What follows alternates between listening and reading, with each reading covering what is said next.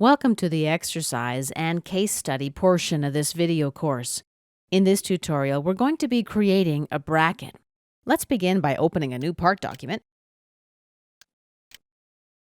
Sketch 1 is created automatically for us. Let's activate the rectangle tool.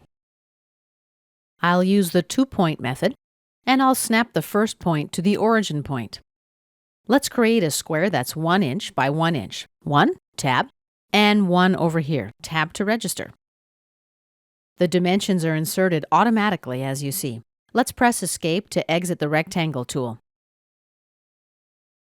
Take a look at the status bar. It shows us that my sketch is already fully constrained.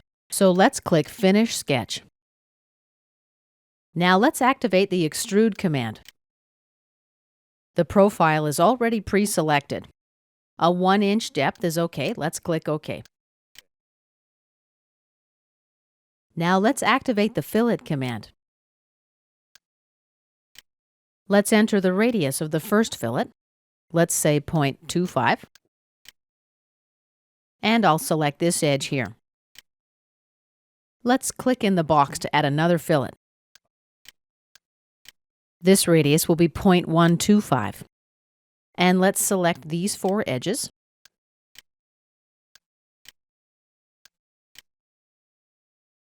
Let's click to add another fillet. Let's say radius of 0.4. And I'll select this edge here. And let's click OK. Now I'm going to activate the Shell command. Remove faces. This button is already active. Automatic face chain is selected as well. For the thickness, let's enter 0.05 inches. And click OK. And here is our shell. Lastly, I'm going to need to create a hole. Right-click, New Sketch. And we'll select this face. Now let's activate the Circle command. I want the center of my circle to be coincident with the center of my fillet arc. For the diameter, let's enter a value of 0.125 inches. Press Enter to accept and Escape to exit.